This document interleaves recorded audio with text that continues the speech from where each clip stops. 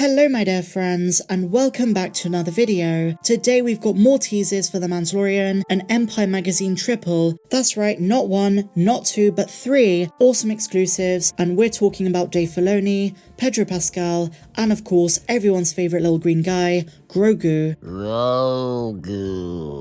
I assume we're all here for Grogu, but first things first, before we dive into those, Jon Favreau through Variety unveiled some new information for Skeleton Crew, the upcoming Mandalorian spin-off with Jude Law. Notably, they still plan to release it this year. The production was a disaster according to Bespin Bulletin and others, and it had to undergo reshoots, and many sources predicted it was going to be pushed to 2024, but despite all of that, Variety reveal it's still got a 2023 release date next to it, most likely in December at the end of the year. They also note the tone of the show is going to be Spielberg-esque, so very Amblin. They say it's a coming-of-age story and none of the characters feature in The Mandalorian first, so Jude Law's character, which is the teacher, and all of the kids, first appear in Skeleton Crew itself, not before in The Mandalorian. And I spoke to Jason at Making Star Wars about this, because he's got many sources close to the project, and he said it's worth putting out there that our expectations need to be in check. From what I've heard, the show is not going to be dark and intense, as many fans assumed, but rather a Goonies in space type of thing, with a Spy Kids feel, so it's going to be a bit more comedic and light-hearted, and generally speaking it might not be everyone's cup of tea.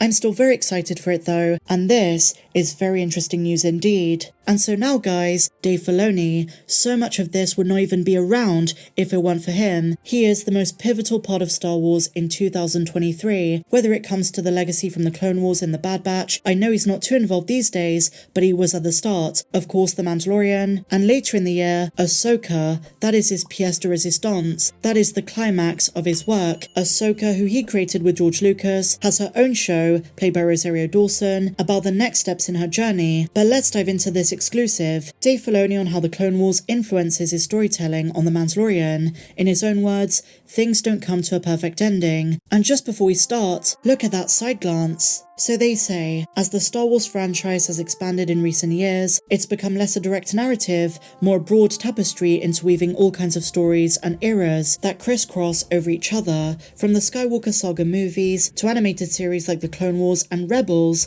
new tales like The Mandalorian, and expansions like Rogue One, Andor, Obi-Wan, and Book of Boba Fett. All of that plus an array of canonical novels, comics, video games, and so on have created an expansive canon, with threads that tie various mediums together, with characters that move seamlessly between each other over time. This kind of continuous storytelling was a major feature on the Clone Wars and Rebels, which Filoni is bringing into the Mandoverse. He already did that with Bo-Katan and Ahsoka, and the Ahsoka series is set to be a spiritual sequel to Rebels. Speaking about Mando, Dave Filoni says, there is a big question at the end of season 2. What will Mando do next? Is the relationship over? In life, things don't always come to a perfect ending. He goes on to say, I think things can continue on, and your adventure continues every day. I used to think about it with the Clone Wars all the time. When is that battle over? When is that struggle over? Because it culminates in Revenge of the Sith, but that can't be the ending for that show, even though that's the ending of that era. That took a while to figure out, and he's kind of teasing that the Mandalorian story might do the same thing. It might not end in The Mandalorian. We know there's going to be at least one more season after 3, but that doesn't mean the stories of these characters will end. There's going to be more for Grogu, more for Bo-Katan, probably more for Din, Boba Fett, and so on. The eras may come to an end, but not so much the stories themselves. I mean, think of it this way. Ahsoka's legacy from the Clone Wars and Rebels continues in the Mandoverse. It is a new chapter of a story, a new era for the galaxy, but the legacy itself is still there. So many things that shaped her in the Clone Wars are still present. Dave Filoni then says, I think in some ways you want each season to have a feeling of an ending, but in a lot of what I've done, I don't like hard endings. I like reading books in a series and then thinking, oh, there's another book, this is going to keep going. It's always sad for me when an adventure ends and the characters are seemingly done with their journey. So I think there's always a little bit of hope that something can continue. And they then cite Mando season 3, Ahsoka, and Skeleton Crew. The journey is far from over. Now some fans do criticize this. As much as we love our storytelling, our legends, these stories in the context of Star Wars, there's been criticism that Disney and Lucasfilm don't kill characters off as much as they should. Sometimes they just keep coming back. There is the question of should they be more committal with consequences, but I trust Jon and Dave. I think when a character needs to die, they will, but not unnecessarily.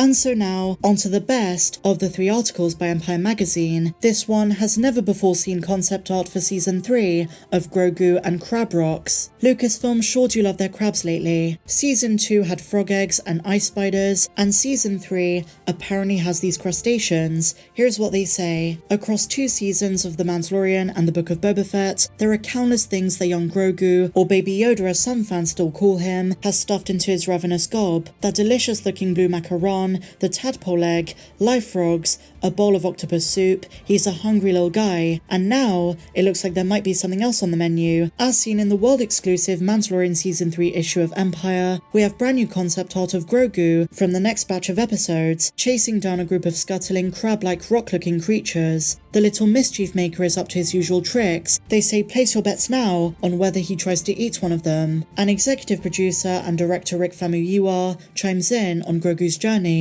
He says, quote, "There will be things in Season 3 that once again have people talking about Grogu. In incremental ways, he's growing as a character, and in his partnership with Mando too. As this relationship grows, Grogu has become more central in things that are going on. He's now for the first time firmly at the hip of Mando in every adventure, and one thing you can rely on, he's still melting hearts, even while as ever, raising a little hell. The purity of the character brings out the best in people around him. This next season continues to attach to that idea."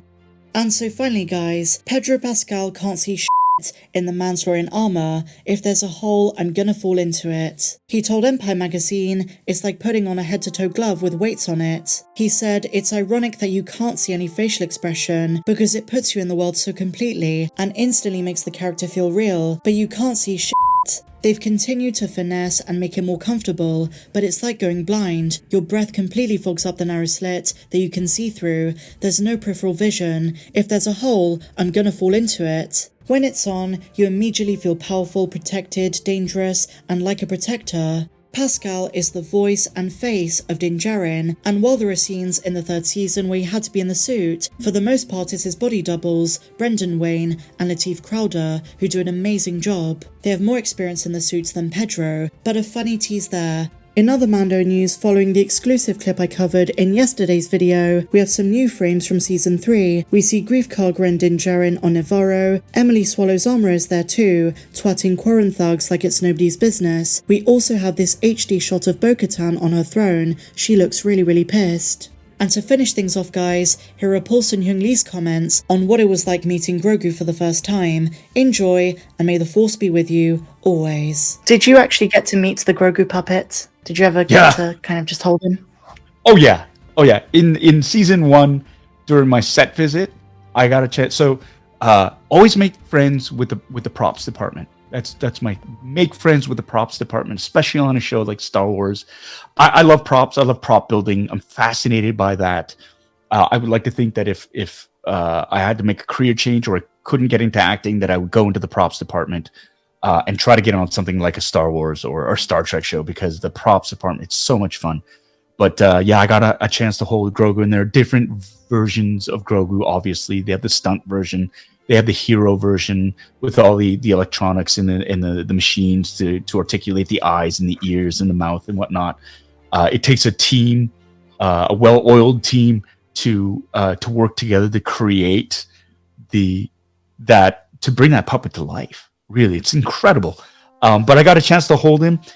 The skin is just, it's silicone, so it feels just right. He's weighted just like a real baby. You can't help but like hold him and just sort of jiggle him a little bit because you believe he's alive. And yeah, no, it's really cool. And they have the different versions where it's just like puppet only. And I met the puppeteers as well, like the operators, and they're amazing people too. Like really at the top of the game. They do something that is overlooked a lot of times because they're meant to be invisible, and that's a testament to how good they are. That you forget there's actually a team bringing this puppet to life, because you go, that's Grogu, he's alive, right? And even with them standing there with the gray suits on so that they can be digitally removed later on, you forget that they're there because you just focused in on the puppet. But yeah, no, he's pretty cool.